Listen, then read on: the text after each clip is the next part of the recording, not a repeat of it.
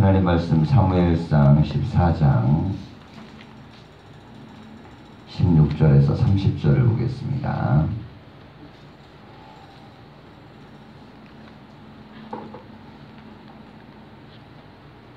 교독하겠습니다.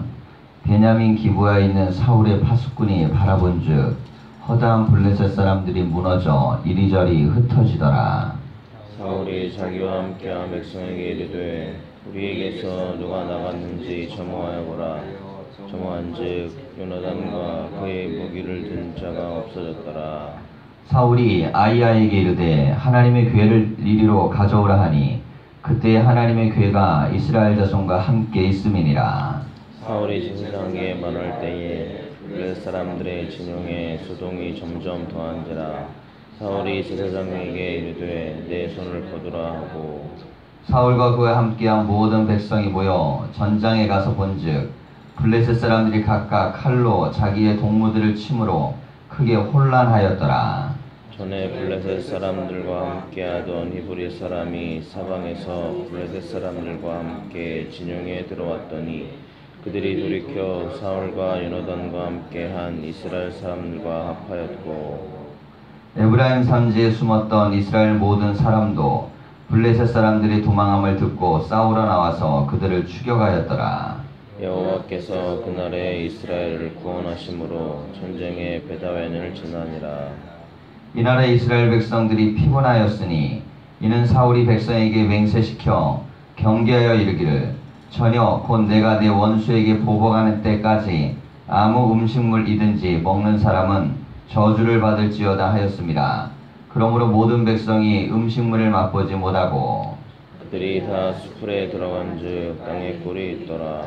백성이 수풀로 들어갈 때 꿀이 흐르는 것을 보고도 그들의 맹세를 두려워하여 손을 그 입에 대는 자가 없었으나 요나단은 그의 아버지가 백성에게 맹세하여 명령할 때에 듣지 못하였으므로 손에 가진 지팡이 끝을 내밀어 벌집에 골을 찍고 그의 손을 돌려 입에 대매 눈이 밝아졌더라. 그때 백성 중 한 사람이 말하여 이르되 당신의 부친이 백성에게 맹세하여 엄히 말씀하시기를 오늘 음식물 먹는 사람은 저주를 받을지어다 하셨나이다. 그러므로 백성이 피곤하였나이다 하니 요나단이 이르되 내 아버지께서 이 땅을 곤란하게 하셨도다. 보라 내가 이 꿀 조금을 맛보고도 내 눈이 이렇게 밝아졌거든. 함께 읽겠습니다. 하물며 백성이 오늘 이 대적에게서 탈취하여 얻은 것을 임의로 먹었더라면 블레셋 사람을 살려감이 더욱 많지 아니하였겠느냐. 아멘. 인사하겠습니다. 말씀 안에 복된 하루가 되십시오. 예, 요나단의 전투는 이스라엘 진영의 큰 희망이 되었고 이 전투로 말미암아 이 에브라임 산지에 숨어있던 이스라엘 모든 사람들이 나와서 블레셋 사람들과 함께 싸우는 그런 전투에 대한 변화를 만들어냈습니다. 자, 그러면서 23절을 보면 여호와께서 그날에 이스라엘을 구원하심으로 그랬어요. 자, 이것은 하나님께서 요나단을 사용하셨음을 뜻하는 것이고 요나단의 용기를 통해서 이스라엘이 이기게 하셨다는 겁니다. 자, 이제 이스라엘이 블레셋을 이길 수 있는 유일한 방법은 게릴라전밖에 없는데요. 전면전을 그냥 해서는 이길 수가 없습니다. 우선은 이게 지역적으로 평지에서 그냥 전투가 벌어지면 숫자에서뿐만 아니라 전력 모든 면에서 이제 약합니다. 근데 요나단이 먼저 이제 성공을 하면서 생각지도 않은 전투에서 한 20명 이상을 쓰러뜨리는 걸 보고 사기가 진작된 이 이제 에브라임 산지에 숨었던 이들이 내려왔어요. 자, 그러니 이제 갑자기 내려와서 전투를 치르니까 그 속에서 이 블레셋이 당황하고 또 자기들끼리 이제 서로 이렇게 살고 죽이는 그런 형국이 또 벌어졌습니다. 자, 이 상황 속에서 이제 24절 이하를 좀 보면 이날에 그랬어요. 이날은 여호와께서 이기게 하신 날입니다. 이스라엘 백성들이 피곤하였으니 이는 사울이 백성에게 맹세시켜 경계하여 이르기를 저녁 곧 내가 내 원수에게 보복하는 때까지 아무 음식물이든지 먹는 사람은 저주를 받을지어다 라고 말합니다. 자, 이 대목을 보면요 요나단하고 사울과의 이 지도력의 좀 차이를 보여줄 수 있어요. 자, 요나단은 자기 목숨을 버리면서까지 적진으로 뛰어들고 있는데, 사울은 자기가 할 수 있는 것만큼 이 맹세하고 또 지켜내서 이걸 못 따라오는 사람들은 죽여버리겠다, 혹은 하나님이 저주할 것이다, 이런 공포 정치를 합니다. 자, 이게 이제 지도자의 차이죠. 요나단은 생명을 버려 적진으로 뛰어들어서 백성들에게 감동을 일으켜냅니다. 반면에 이 사울은 이 백성들에게 왕에 대한 두려움의 명령을 선포해서 그 사람들로 말미암아 어쩔 수 없이 그걸 따르지 않으면 안 되는 그런 공포, 두려움을 느끼게 만들어요. 자, 그런데 문제는 무엇이냐면 이게 전투에 있어서 큰 효과를 발휘하지 못하고 오히려 이게 큰 올무가 되어버렸습니다. 문제는 서로의 정보가 이렇게 교환되는데 단절되어 있는 이유인데요. 이스라엘 진영들은 이게 곳곳에 산지에 숨어서 흩어져 있었기 때문에 그 명령의 체계가 제대로 전달되기 어려울 수 있었습니다. 하물며 아버지하고 아들 사이에도 이게 안 되는 거예요. 왕과 왕자 사이에도 안 되면 백성들 사이에도 이게 쉬운 게 아니겠죠. 자, 그래서 요나단이 백성들에게 했던 명령을 듣지를 못합니다. 그래서 27절을 보면, 요나단은 그의 아버지가 백성에게 맹세하여 명령할 때 듣지 못하였으므로 손에 가진 지팡이 끝을 내밀어 벌집에 꿀을 찍어 그의 손을 돌려 입에 대매 눈이 밝아졌더라 그랬습니다. 너무너무 배가 고프니까 이제 들꿀을 먹은 것인데요. 아버지의 명령을 들었다면 이제 먹지 않았을 텐데 못 들었기 때문에 먹었다는 거예요. 자, 그럼에도 불구하고 이건 백성들에게 내려진 명령의 체계이기 때문에 그 부분에 있어서는 마땅히 책임을 져야 됩니다. 자, 그런데 요나단의 반응이에요. 한 사람이 이제 요나단에게 당신의 아버지가 이 아무 음식도 먹지 말라고 했습니다. 그리고 이걸 먹으면 저주를 받을 거라고 했습니다. 이렇게 이야기를 해줍니다. 자, 그랬을 때 요나단이 29절을 보면 내 아버지께서 이 땅을 곤란하게 하셨도다 그럽니다. 자, 이게 이제 요나단하고 사울하고 이미 마음이 갈라진 중요한 부분인데, 자, 이 표현은요, 이게 좋은 표현이 아닙니다. 어쨌든 간에 자기 아버지는 왕이에요. 그런데 이 왕에 대한 표현을 내 아버지가 여기를 곤란하게 했다. 자, 이게 충분히 맞는 말이죠. 이게 무슨 민주주의 사회에서는 충분히 이게 좋은 의견이에요. 아무리 뭐 아버지라 그래도, 대통령이라 그래도 한 사람이 국민에게 주권이 있으니까 얼마든지 자기 표현을 하는 게 좋은 건데, 왕권 정치에서는 이것은 반역에 해당되는 언어입니다.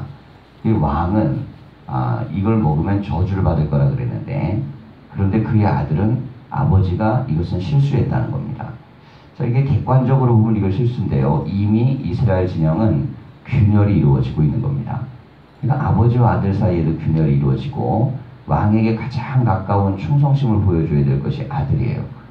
내가 이걸 미처 못 들어갖고 내가 이런 실수를 했구나. 아버지가 이런 명령을 내리셨던 걸 내가 알았으면 이렇게 하지 않았을 걸.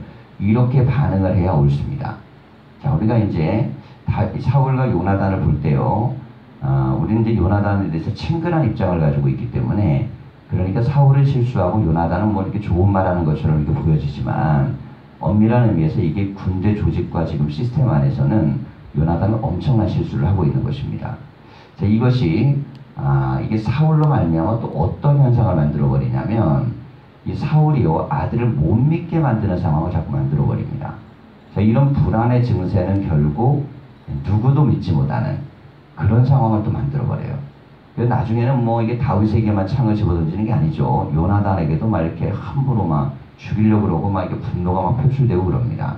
저희 그 중에 이유가 뭐냐면, 요나단이 아버지의 지도력에 대해서 이게 받아들이지 못하는 면들이 단순히 다윗을 미워하고만 그런 것이 아니고, 지금 이 군사적 결정을 내린 부분이 뭐 그럴 수 있잖아요. 뭐 실수는 실수입니다. 배고파 죽겠는 사람들한테 야, 먹지 말아라, 굶어라, 이렇게 이야기하는 거는 좋은 판단력은 아닙니다. 그런데 좋은 판단력이든 아니든 간에 그 명령의 체계를 따라야 되는 것은 그건 당연한 또 의무고 마땅한 자세입니다. 자, 우리가 좀 이걸 이해하셔야 돼요. 인간은 언제나 좋은 판단력을 내릴 수는 없습니다. 그건 불가능한 거예요. 하나님만 의로우시기 때문에 하나님이 아닌 이상 인간은 좋은 판단력을 항상 내릴 수 없어요. 그러면 이 조직과 체계에서 지금 이 사울을 향하는 요나단의 이 태도는 어떤 것인가? 요나단의 태도는 의견은 맞는 것이되 그가 선택한 방식은 틀린 것입니다. 그 의견은 좋은 의견이죠. 왜 배고픈데 차라리 먹으면 전투를 더 잘 치를 텐데 얼마나 좋은 말입니까? 근데 문제는 이건 왕의 지도력 그리고 군대의 총사령관의 지도력을 허다하게 무너뜨리는 그런 언어입니다. 게다가 자기는 지금 목숨을 걸고 그리고 적진에 뛰어들어서 승리해서 백성들의 마음을 얻었잖아요.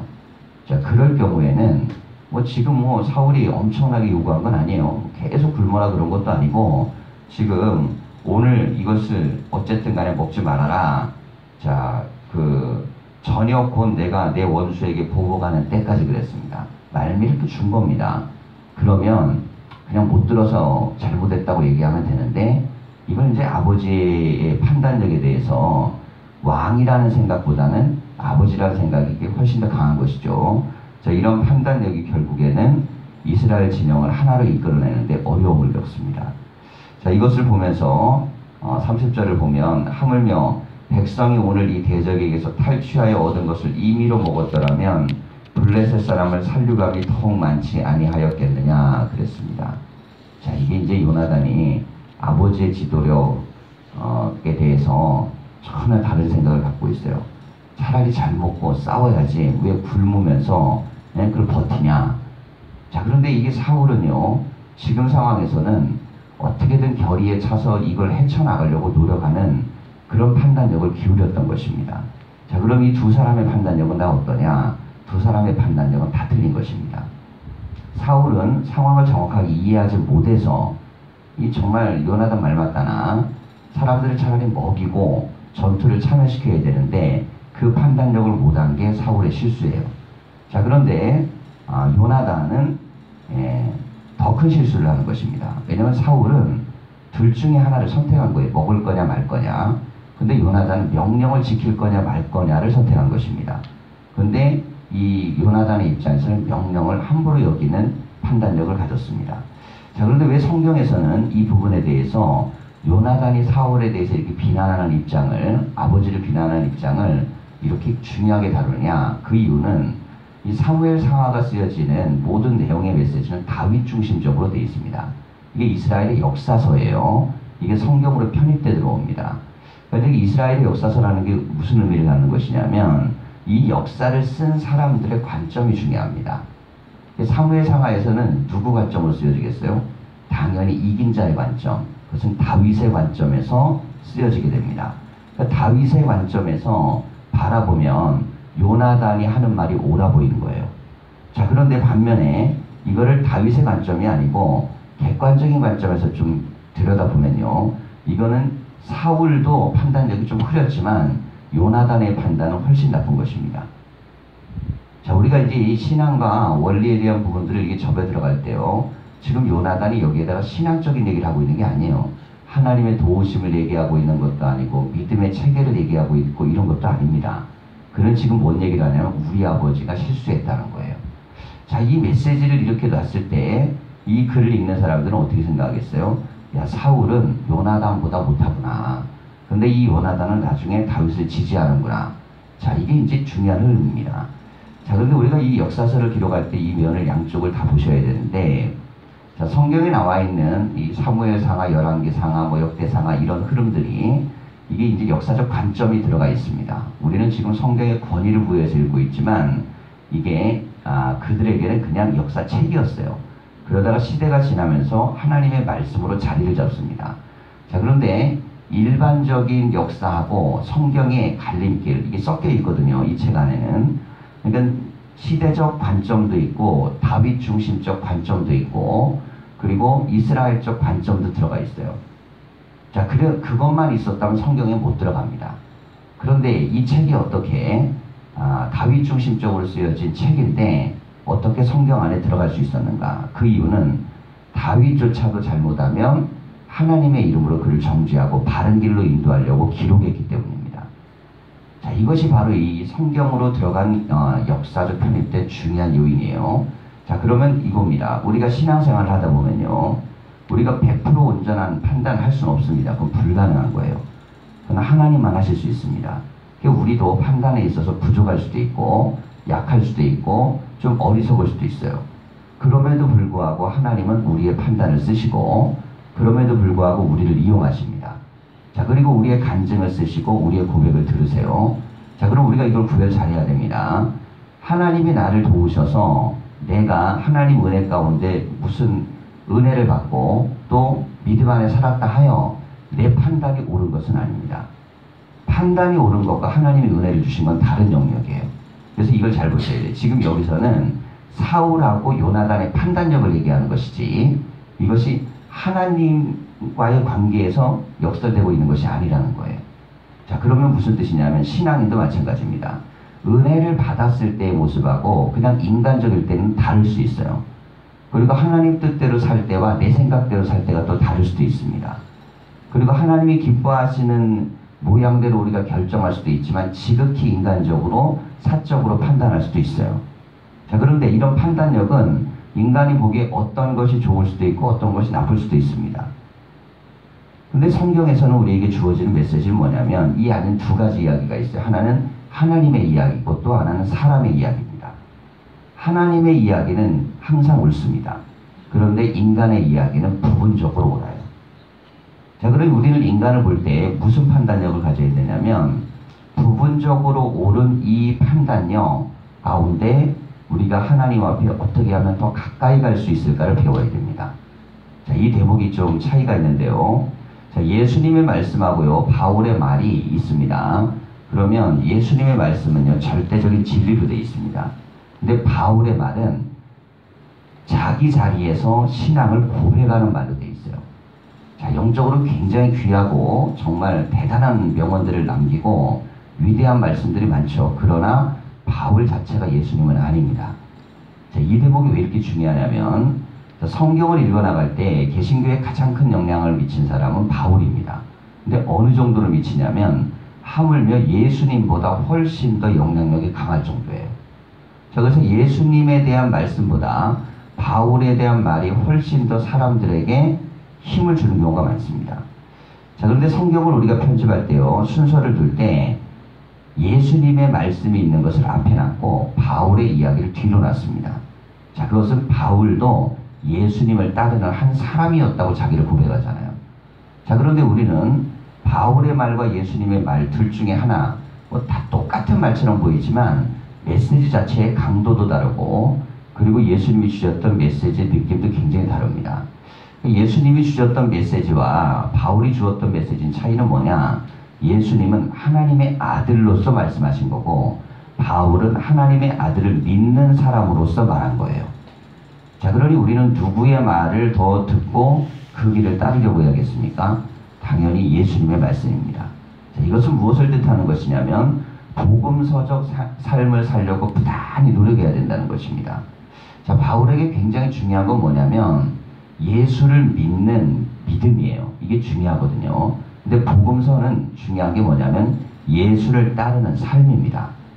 예수를 따르는 삶이 예수를 믿는 믿음보다 훨씬 더 중요하게 성경에서는 앞자리를 차지하고 있습니다. 자, 그런데 우리가 종교개혁이 루터의 종교개혁은 로마서를 통해 이루어지거든요. 그리고 개신교 모든 신학적인 중요한 성경 구절들은 전부 다 로마서나 갈라디아서, 에베소서 같은 데서 나옵니다. 이게 다 바울의 내용이에요.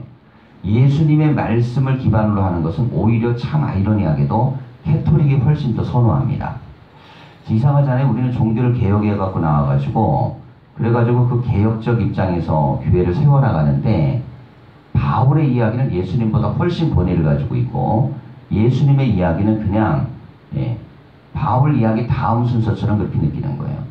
자, 그런데 성도들이 좋은 교회를 만들려면 그러면 우리는 이 예수님의 복음서를 많이 읽고 그리고 그 안에서 우리의 교회를 만들기 위한 노력을 많이 해야 됩니다. 그 이유는 예수님은 하나님의 아들로서 우리에게 선포하시기 때문이에요. 자, 그래서 그 말씀을 듣는 게 중요하죠. 지금 우리가 여기에서 사울과 요나단을 봤을 때 사울은 잘못했고 요나단은 잘하고 그렇게 보아서는 안 됩니다. 사울도 지금 부족함이 있고 요나단도 부족함이 있고 그리고 우리가 보아야 될 이제 오늘 읽진 않았지만 함께 읽은 이제 내일의 메시지는 사울이 여호와를 위해 제단을 쌓는 장면이 나옵니다.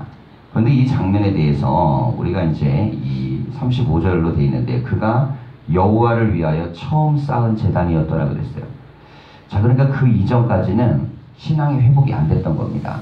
그런데 이제서야 믿음이 회복되고 하나님께 가요. 근데 이것도 좋게 평가가 됩니다. 그러니까 사람이 어느 땐 잘할 수 있고 어느 땐 부족할 수 있고 어느 땐 믿음이 충만할 수도 있고 어느 땐 약할 수도 있는 것입니다. 근데 우리가 보아야 될 건 뭐냐면 하나님이 기뻐하시는 그 상태가 무엇인가 이걸 볼 수 있어야 돼요. 이 사울에 대한 부분을 무조건 싸잡아 비난할 수도 없고 그리고 요나단을 무조건 칭찬하는 태도는 그것은 좋은 성경 읽기 방법은 아닙니다. 왜냐하면 사울이 무너져야 되니까 자꾸 그렇게 보지만 지금 요나단도 이 아버지의 권위에 대해 도전하죠. 그런데 이 부분에 대해서 전혀 다른 입장을 취하는 사람이 있어요. 그게 누구냐면 바로 다윗입니다. 다윗은 사울을 죽여야 되는 상황 속에서도 뭐라 그러냐면 여호와의 기름 부은 자를 해할 수 없다 그럽니다. 자, 아들은 정작 아버지가 뭐 이게 하루 한나절 금식 선포를 한 것도 불만에 차가지고 왜 쓸데없는 짓을 해가지고 뭐 백성들을 이렇게 힘들게 하고 이거 먹었으면 충분히 이겼을 텐데 왜 그렇게 하냐고. 자, 요나단은 결국 그렇게 여호와의 기름 부은 자의 권위를 무너뜨려 버렸습니다. 그런데 다윗은요 자기를 위해 창을 던지고 죽이려고 했던 사울에 대해서 여호와의 기름 부은 자는 아무도 해할 수 없다라고 얘기합니다. 자, 이 대목을 보면 요나단과 다윗의 차이가 단순히 하나님께서 다윗을 선택하셨기 때문에만 다윗이 되는 게 아닙니다. 다윗은 지금 무엇을 하는 거냐면 하나님이 세운 종에 대한 그것이 아버지인 이 요나단 입장에서는 사울은 아버지잖아요. 근데 다윗은 아버지가 아니라 장인입니다. 그런데도 훨씬 더 이 다윗은 그 부분에 대해서 하나님 중심적이에요. 자, 우리가 어떤 판단력을 내릴 때 내 눈에 살아보면 항상 부족해 보이는 거고 문제 있어 보이는 거 내 생각과 다르면 틀려 보이는 겁니다. 그런데 지금 다윗은 어떤 신앙의 고백들을 계속하냐면 하나님이 세운 사람이라는 개념으로 모든 것들을 봅니다. 우리가 믿음의 공동체를 볼 때 교회도요 하나님이 세우신 교회, 직분도 하나님이 세우신 직분, 사역도 하나님이 주신 사명. 자, 이런 눈을 가지고 있으면 그때는 하나님 중심적으로 보입니다. 근데 하나님을 제거하면 요나단이 지금 아버지 보듯이 왜 아버지는 쓸데없는 일을 해가지고 이렇게 보이는 거예요. 여러분, 우리가 언제나 신앙과 믿음의 자리를 볼 때에 이 하나님과 연관된 믿음의 자리에서 또 신앙의 고백으로 볼 수 있는 그런 눈이 있기를 간절히 축원합니다. 기도하겠습니다.